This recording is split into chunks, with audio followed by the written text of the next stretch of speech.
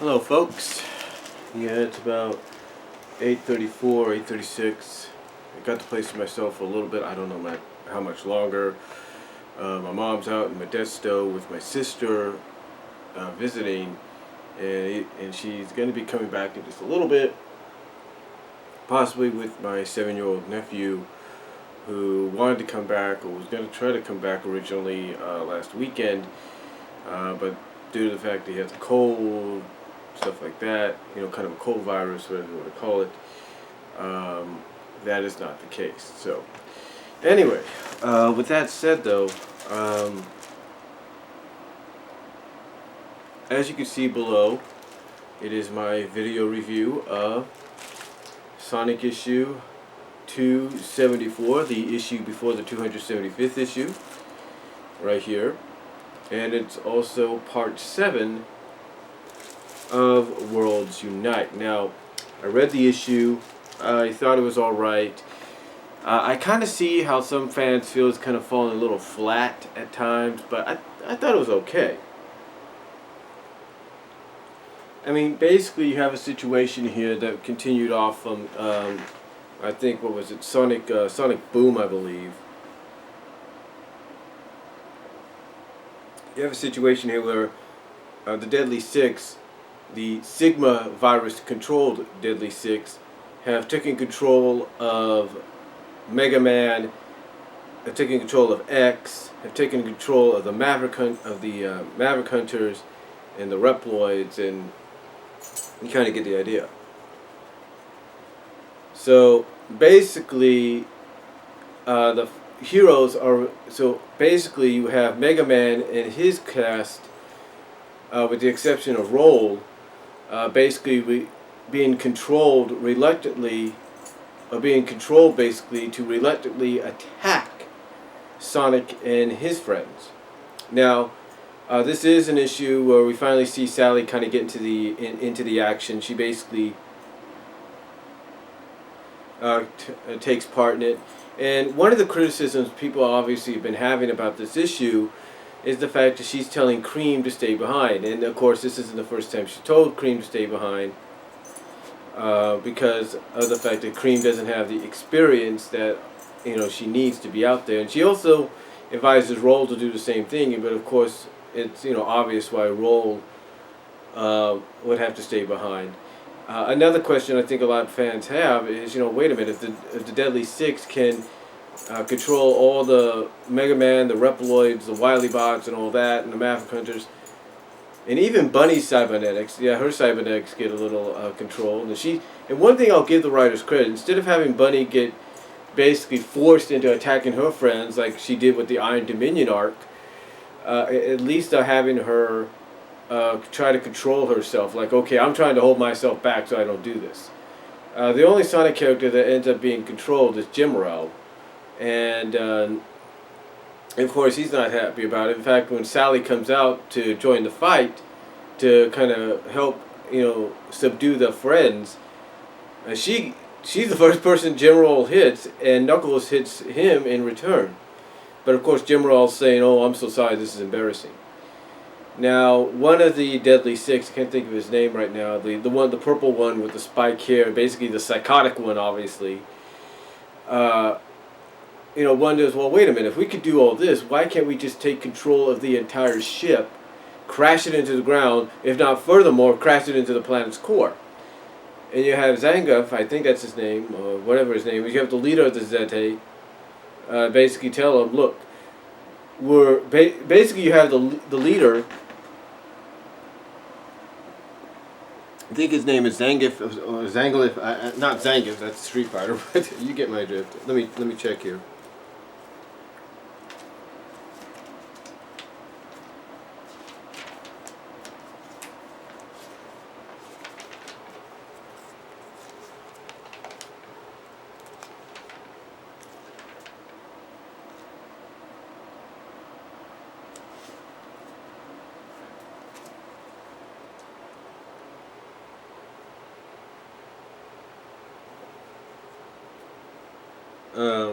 I'm trying to see here. I know they have their names around here somewhere. Hold on. Oh, uh, Zavkov, Zavkov, not Kov, Zavko, Zavko, Zavik. Yeah, Zavik, that's his name. In Zaz. Basically, Zavik tells Zaz, hey, if we do that, it's going to kill us. Basically, yeah, I saw it there, but basically that's what he says. He says, look, we're limited to what we have right now. We got beaten down and everything by the Mavericks, by Mega Man, by X, by Sonic, by the Freedom Fighters, that we just barely have enough power to control these Reploids, control Mega Man and X and the Maverick Hunters, and even some of the weapons on Sky Patrol, that trying to take control of the whole ship would kill them. And to do exactly what Zaz suggested would kill them as well. So again, Sally ends up joining the fight, and there's some nice moments in there. I will point this out. In fact, there's one scene that when I saw the previews somewhere, I actually kind of like, because I think it's a bit of an homage to Sad AM, and I don't know if anybody pointed that out or anything. And that is this, because this is the first time we've seen this, as far as I know, since the soft retcon, soft reboot, whatever you want to call it, took place in 252, and since Sally's official return as part of the team in the final part of Countdown to Chaos, and that is this.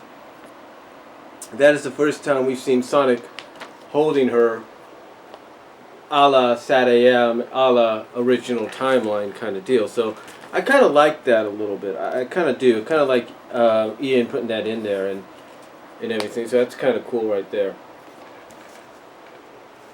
I don't want to get in the way or anything, but yeah, it's kind of cool right there to see that. And there is a scene later on where you have her and Sonic kind of debating, kind of doing a little bit. Basically, Sonic's kind of like arguing, because Sally has a plan. Sally wants to basically lead a charge, I guess into the Reploids, or into the controlled Mega Man cast and all that, or something, thus clearing a way for Sonic to get to the Deadly Six. And Sonic, of course, is not having anything of this, and Sally's like, look, we don't have time to debate. And as they're talking, she gets shot in the arm by Mega Man, again, who's being controlled by the Deadly Six. She gets shot in the arm and everything. Now, some people pointed out in their reviews that it's the kind of shot that would basically blast her arm off. But if you take a look at the way it's drawn, it's just basically singed her to the point that if they were allowed to show a little blood, which they've done at times in the past, you'd probably see a little bit of blood going down her hand or arm, and that would be about it.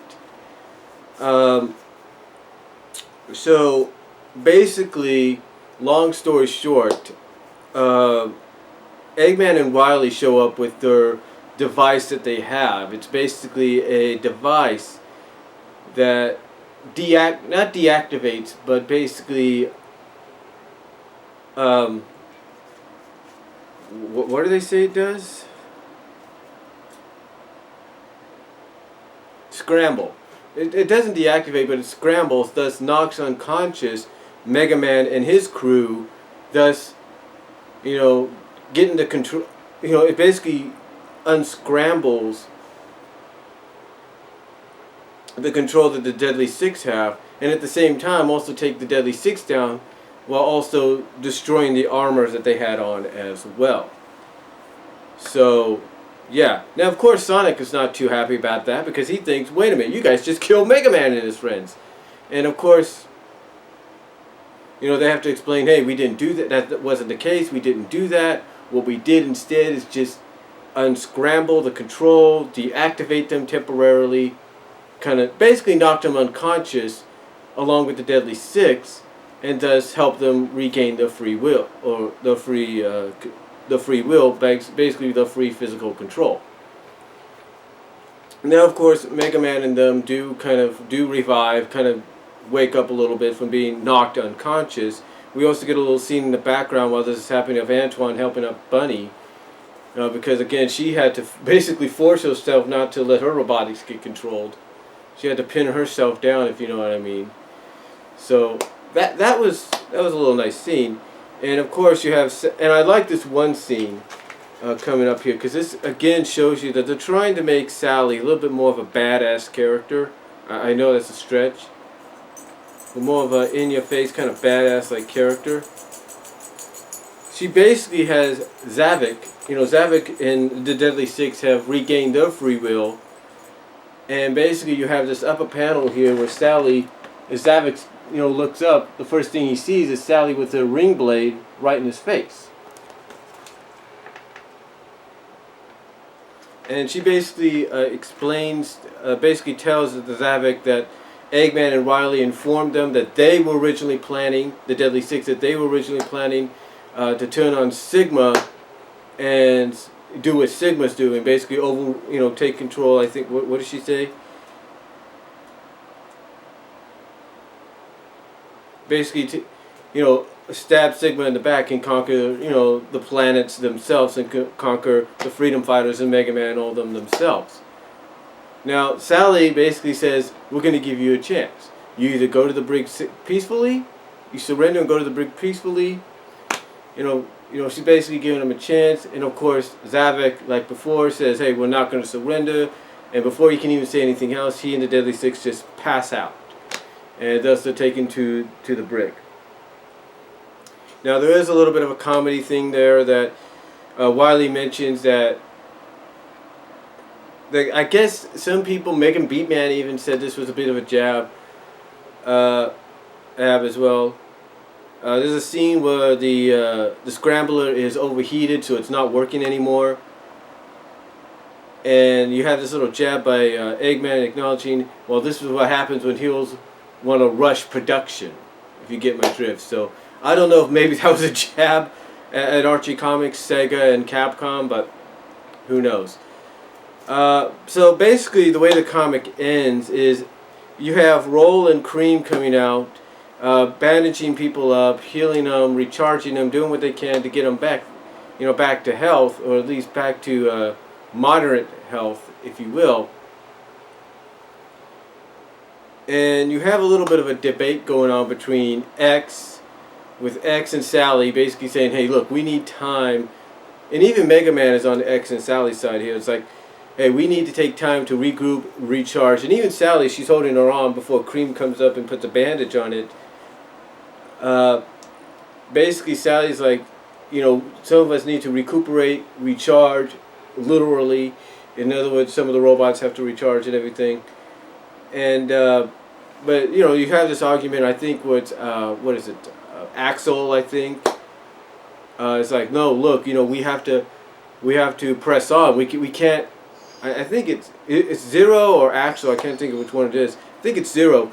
But basically it's like, look, no, we got to press on. We can't just stop. We can't recharge or recuperate for a second. Because the more we do, the longer we do, the more time it gives Sigma to do what he wants. It gives him more of that advantage. And Sonic is, of course, in agreement with this. But while this is happening, while this is happening also in the Street Fighter world, and I don't want to forget that, you have Chun-Li interrogating and talking to Styx. Of course, Styx at first is making little sense. She's talking about something like a jar, jam, peanut butter, stuff like that. And then finally, I think Chun-Li has to remind her, okay, well, you said something about a Sigma and conquering worlds. And finally, Styx, in her own unique way, kind of explains what's going on and everything to Chun-Li and everything, and kind of explains that this is how she ended up meeting Mega Man, Sonic, and X. And then after she talks about that and then talks about all that, basically finally explains again what's going on and how she also met Sonic, Mega Man, Sonic, and X. There's a little jab after she says Sonic and X's name, where she's like, Sonic X? Nah, that wouldn't make it past 3 seasons. And I guess that's a jab at Sonic X anime. I don't really know. But anyway, you have Styx basically asking if she knows anybody that might want to help out in this situation, because if she puts it this way, the guy Sigma basically is starting to eat away at their worlds, and he's probably going to move on to the Street Fighter world and other worlds. And Chun-Li's like, oh yeah, I can make a few calls. Now, while this is all happening, Sigma is ready to start the next stage of his evolution into godhood. He's got all his revived, resurrected Maverick hunters from the past, even if they're zombie-like and stuff like that. You know, basically soulless, if you will. And he goes into this machine, he merges with this machine that's designed like Zavik, I guess, and becomes even giant size. And this is what a hero's basically like, okay, maybe rest time isn't an option here. Maybe we do gotta be on the attack. So, anyway, that's how the comic ends, and that of course leads us into issue 51 of Mega Man, which is part 8, which I will be getting hopefully within the next week or so. Maybe I'll have to get the digital one just to do a review on that. Overall, though, it was okay. I mean, I could see, again, some fans' criticism with it because it's overstocked and stuff. So, yeah, I could see the criticisms. I mean, I do like the certain points there and everything. Like I said, I like the homages, in my opinion, to Sad AM with Sonic carrying Sally. The little debate that Sonic had there with Sally, I think if one looks at it clearly, it's almost like Sonic's telling Sally, you ain't going to sacrifice yourself again. Because he basically says, you're going to sacrifice yourself. Sonic basically is not going to have that happen again. He's like, basically, in a sense, when you read that line or you look at that panel where they're debating or arguing a little bit, you could kind of tell from Sonic's side of things, he doesn't want Sally to do what she did before. He doesn't want to lose her again. So, overall, though, I thought it was okay. And just have to wait to see what we get in Mega Man Mega Man 51 in part 8 of this crossover, which finishes off the second act. And I'm also going to get the World's Battle book as soon as I can, and the Sonic edition. And that's really all I have to say. So I thought it was okay, and I do recommend reading it. But again, I can see where some fans kind of have some complaints and stuff. But, you know, that's really all I have to say. So, thank you all for watching. Comment down below, and I'm out.